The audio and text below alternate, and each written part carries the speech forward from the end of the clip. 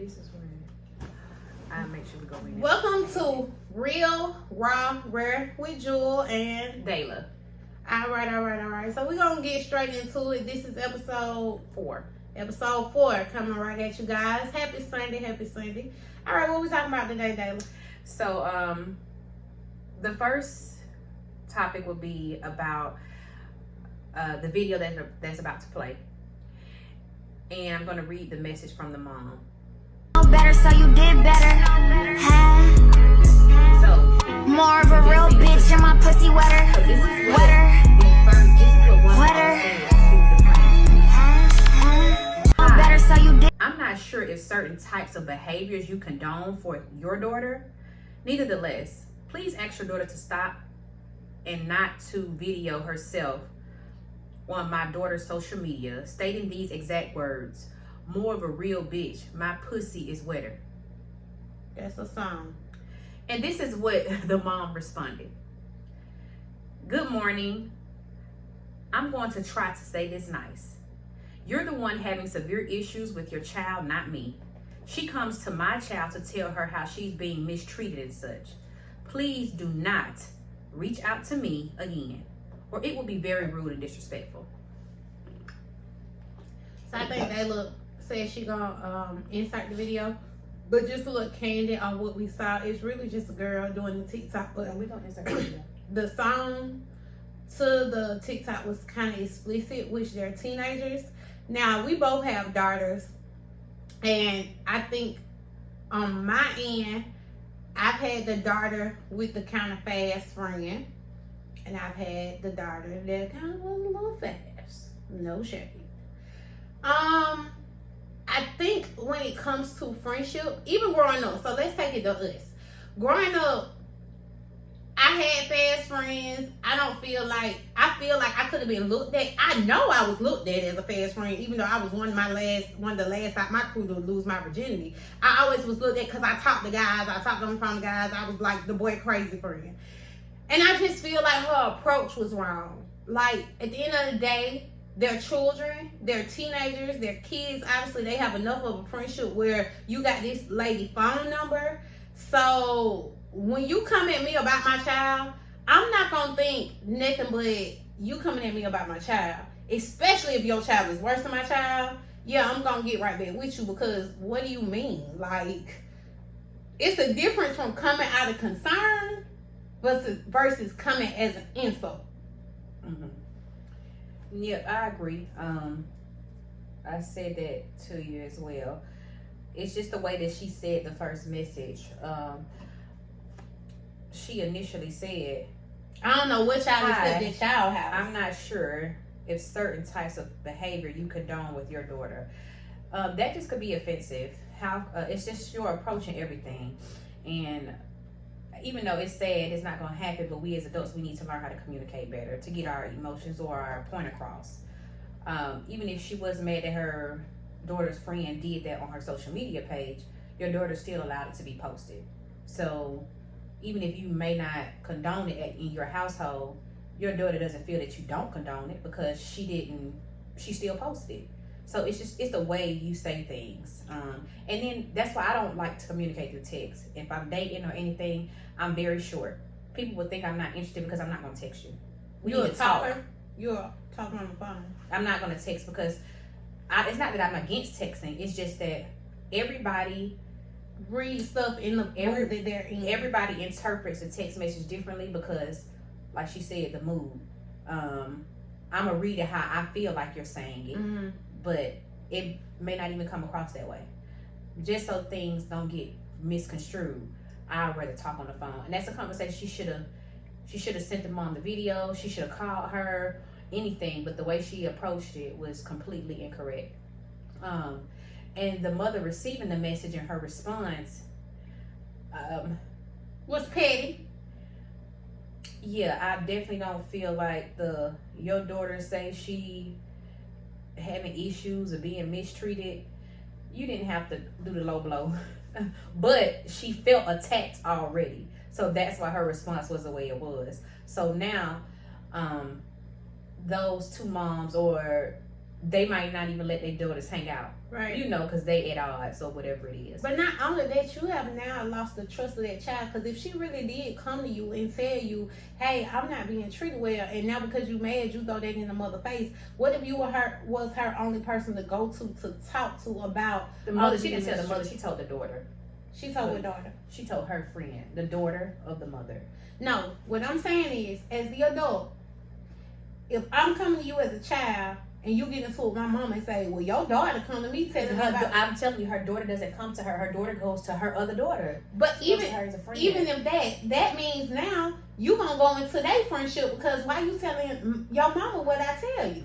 Well, no, I get what you're saying. Yeah, so it's just, it's all around petty. I feel like the petty response from the mama was too much. And I feel like the young lady, like we all have different parenting levels. I parent very much so different than you. But...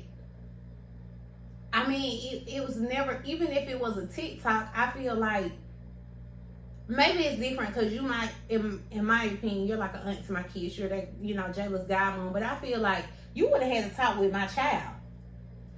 Like, you would have brought the girls. Okay, let's sit down and talk about this TikTok y'all made.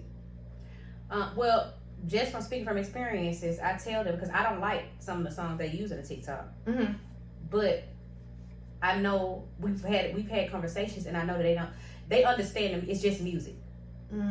So, and it's a fad right now. So it's what's popular.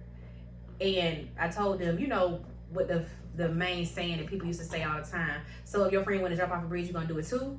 But it's not that. It's get popularity. That's how you gain views, whatever. And it's a cute little dance that goes with it. So I've definitely approached my daughter and her friends, but I let them post. Because think about it, we was singing I Smell Smoke in middle school. We run up, hit it, hold it, pass it, puff up, blow it up. We talking about weed or kilo, love in your mouth. That came out when we was in 8th grade. Yeah. I don't know what grade it came out, but I didn't even know what it meant. You didn't know what the song meant? Mm-mm. I don't know if I know what it meant. I don't know if it came out when we was in 8th grade. That seemed like it's pretty late.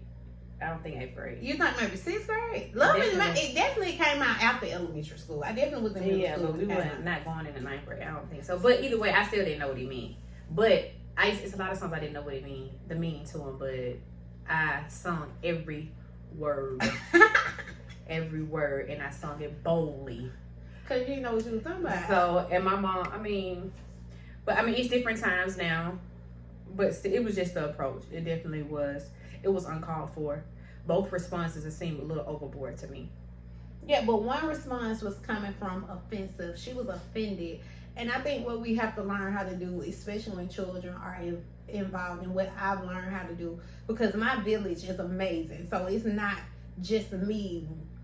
I have a group of women. I have you and I have our other friends that when I do go through stuff, I call. One thing we got to learn how to do is not get so offended when somebody's views aren't matching yours. Now, I feel like the only part that she went left with was the I don't know what you allow in your house, because that's almost like you taking a shot at my house. Like, What do you mean? Like, she could have left that out.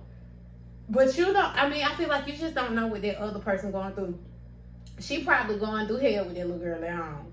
And it's like, okay, this one more thing for her, and now this happening at somebody else's house, and I don't let you do this at my house. Why would you go to her house? And you just never know the backstory to it. But that's why it's always best to communicate effectively, especially when children are involved. Absolutely, I agree. I definitely agree. Well, we on to the next thing. All right, go ahead. So the next subject was. Oh, she tell me to go right ahead. Like, I remember what the subject is. That's why you got your phone to look at the text message. I sent it to you.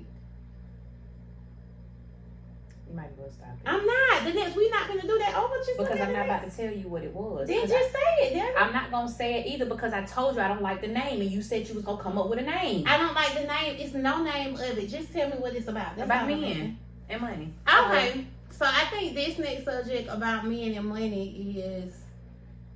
Oh, she didn't like the name. Okay, so y'all know my memory bad, so that's why she has to remind. Which she didn't anyway. But we just had a conversation right before you press play. You know my mind is bad, but anywho, men and money. So this is about. She don't like. Dayla does not like for me to use the word lame. because she feels like what's lame to me might not be lame to others. She just feels like it's very offensive. I don't feel that way. Lame is lame. But this is about dealing with men who feel as though money makes them, or money can make their flaws disappear. I say money can't unlame you. Period, point blank. You have men who flaunt their money because they don't have the personality, or they don't have the game, or they just don't have the it factor to attract women.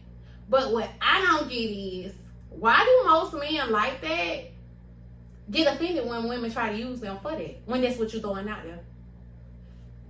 I don't know. But I try to stray away because I'm just not a user. But does it turn you off? Yeah, it's a huge turn off when somebody immediately just starts talking about money immediately. Because in my eyes, it's your money. It's not mine. It's not something you're sharing with me. So you telling me, oh, look at my house. You taking me to your condo so I can see your condo. You telling me all the cars you have. This is the very first conversation after hello. Hello, after hello? After hello. So that is a huge, and I see that so much. And I recently told Jewell about somebody, so that's why this was a topic of conversation, because she like, okay, you need to tell him what you need. Because if he put it out there, but you just said something and it really made me think. Even though, like, a lot of stuff we talk about before we get on here, but it kind of goes back to the Kevin Samuels high value women and men. I think when men see you, because y'all know, I think very highly. I think she's beautiful, intelligent, and she is just financially a guru. But I think when men see you, they feel that they go that approach because of you carry yourself a certain kind of way. Like, you carry yourself like you can't come talk to me and have stuff. You gotta have this in order. Then when you get to talking about what you're doing for your house, where your kids going, I'm going on a trip here, I'm going on. They don't know the effort and time you put in it. To them, they may think, damn, she must be killed. It gotta be a nigga taking care of her. And you not. Doing it yourself. Have you ever thought about it like that? No, I haven't. And I like the way you switched it around. But that approach is still all wrong because I'm so different. And if you just get to know me, yes, I don't want nobody broke. I want somebody who could definitely take care of their own, who can help. Not just help me do things, nice things for me, but it's always reciprocated another way. But it's just the wrong approach. It's just immediately. Money don't move her. It does not. Money does not. And honestly, at this age, money shouldn't move none of us, because you should be self-sufficient, at least enough to where you don't jump for a buck. But money definitely has never moved you. Like, when we were younger, I'm the type, what he take me out to eat? What we doing? Like, I really was on some, nah. And but if you look at the different paths. And I used to say to you, when we were in college, she would be able to, men would just, they really would give her money, but she would ask. Oh, yeah. Like, she had no problem asking, and she would get it. And she never asked. I done messed with some prominent people. And never asked. Never, but I didn't have, some people I didn't have to, because it was understood they wanted to do, like, that's just who they were. They were those type of men. But if I was in need, I think it is a flaw to be too prideful to ask for help as a woman. That's deep. It is. But then men look at you needy when you ask. So it's a because if I'm fucking you, I should be able to. But men don't feel like that no more. And this is why we was have a man in high school. Well, in college. In college they was gonna give if you asked. Yeah. And I do feel like at this big age that we're at, with kids with careers, to me, it's horrible if a man comes into your life situation, dating, whatever, and sees, like, we are two women, and I can only speak for us, but we're two women that I watch her hustle and work. She watched me hustle and work 7 days straight, no sleep. So it's like, as a man, okay, I'll give you an example. As her friend, if I see her hustling, and it's something I can do, monetary or not. Most of the time, it might not be monetary, but I'm saying, hey, I got this little hookup for you. I'll do this for you this month. Don't worry about this month. You know what I'm saying? And this time, she like, okay, well, I'm gonna get the kids for a week. You know, make sure they got this, and that. Take them to vacation Bible school. So it's like, because she see that I ain't no lazy mama just sitting on my butt doing nothing, and I see the same with her. We want to be able to do stuff for each other. I feel like men should be like that. Like, if you see me hustling, you think I just want to lay up with you? You think I just want to go get something to eat every now and then? But that's why it's, and I can't even say it's, because when I say value, I'm not talking monetary when it's the, like you said, Kevin saying it's the high value man. I'm talking about morally.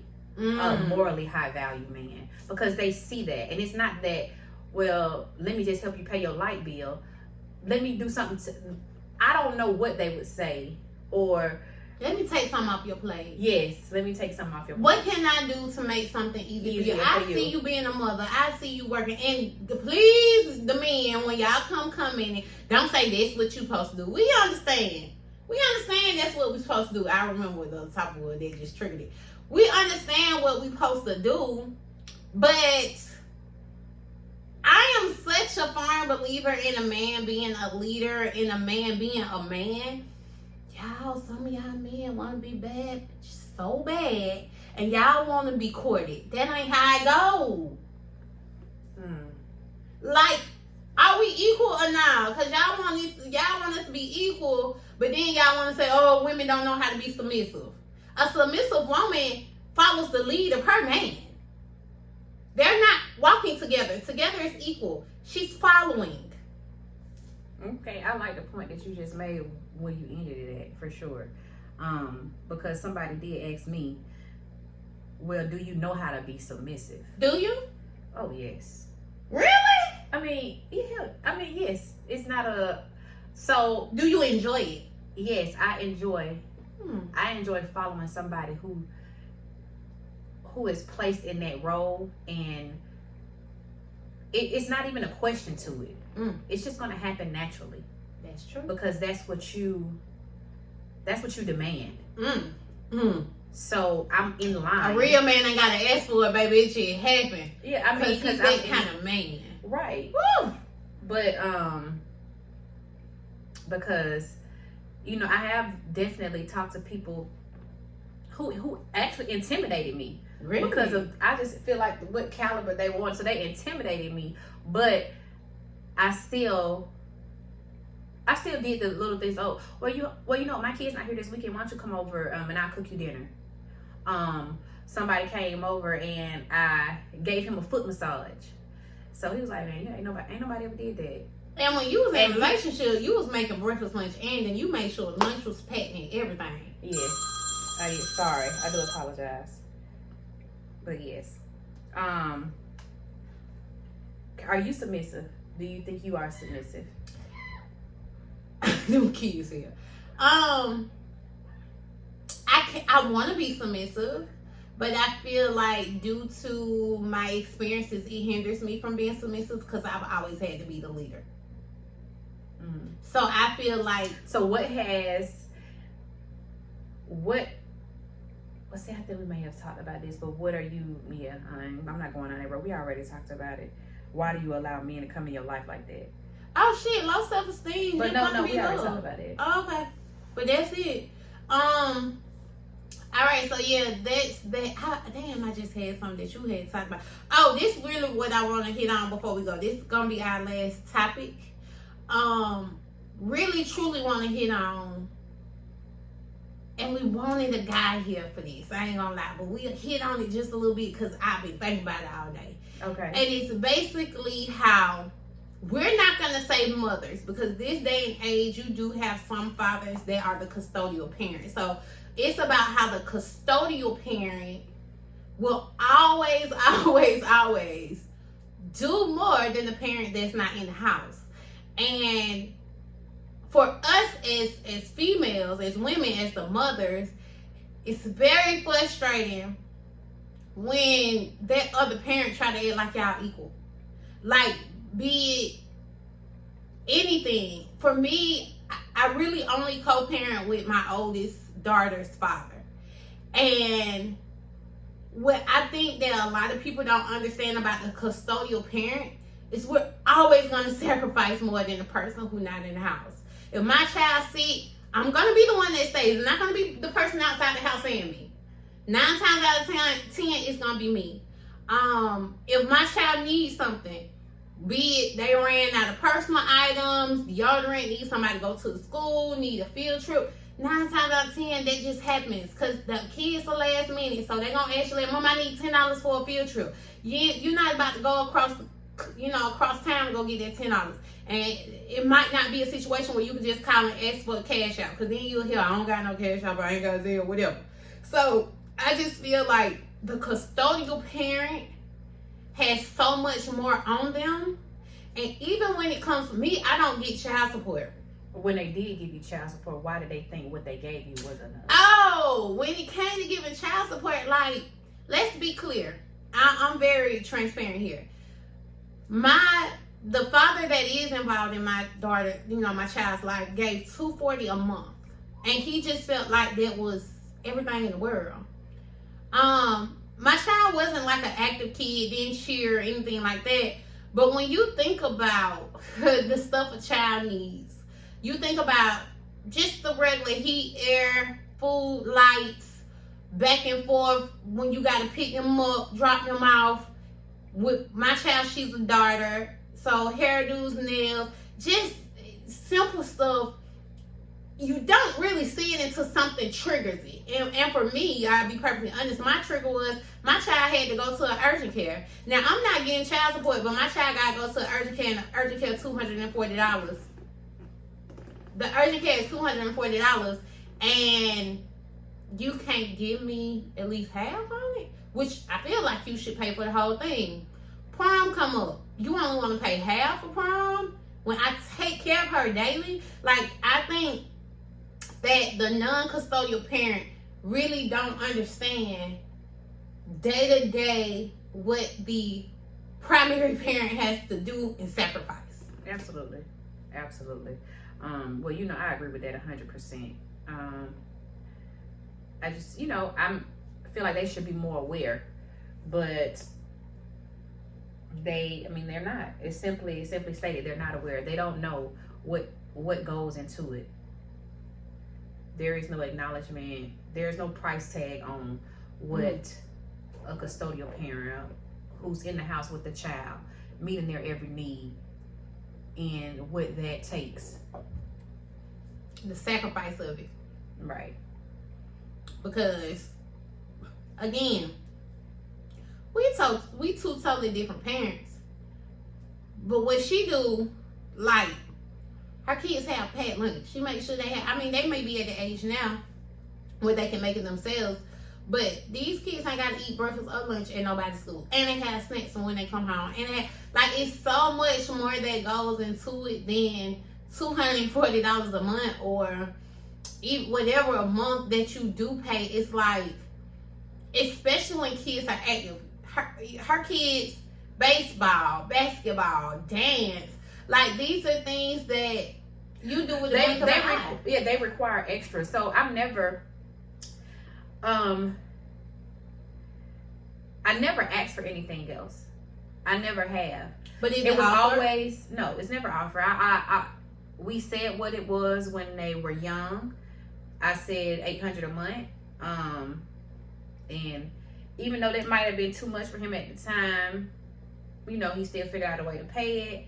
He's never been late. But it's never ever been more. And even when more is required for my kids.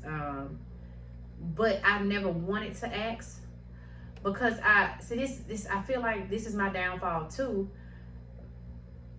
I know he got a household too. Like, I'm taken out of his household. But your kids aren't in his household. That's true. But I just felt like I got to figure it out. So I always figured it out. It's not fair. It's not fair. I don't know. And that's not saying he's a bad parent or a bad guy. Yeah, because he's not a bad guy. Yeah, it's just not fair. And to your point, you've never asked for more. Even when I moved in with my ex, that's my first time ever living with somebody. And I was making good money. So I was like, you know what? It's a 2-income household I'm in. I remember. You don't even got to give me $800 no more. I remember that. Give me less. Because that, I got more, somebody with me. I remember that. And when me and him broke up, I said I should never did that shit. I remember Because I ain't with this dude no more. I'm still making good money, but I'm like, I want him to pay that money back. And I still let him do it until times go hard for me. And I was like, look, I need you to give me that extra. I need to be back 800 again. And it wasn't no he had no problem. problem. He had no problem Yeah, doing it wasn't but no problem. he definitely if I wouldn't have asked, he wouldn't have started doing it though. I know that much. If I wouldn't have asked, he wouldn't have started So I doing wonder if that's just a co-parent thing, like for the co-parent No, that's not in the household, that it's like you got some It's people a that man will who- do it, but if you ask, but if you don't, like that goes back to the whole asking, kind of full circle. No, I could never ask him for more than 800.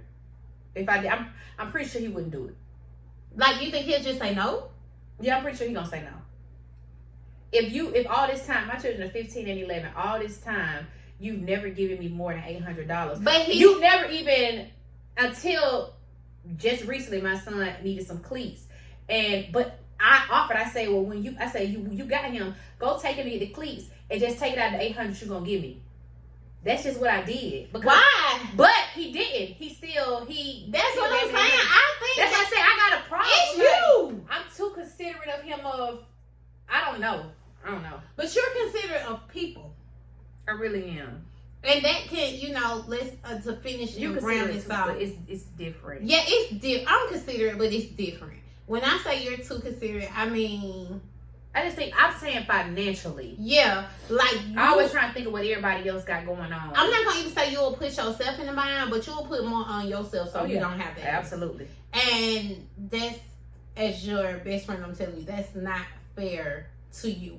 Because you do so much for everybody, right? So it's like come on now, the stuff that, certain stuff just should be done. Like, certain stuff you deserve. I mean, I don't know another way to say it. Like, so, but that's why I feel like people like you, who do everything in the world for people, take people in, take kids in, this and that. And now you sidebar remind me so much of her mother when she comes to that.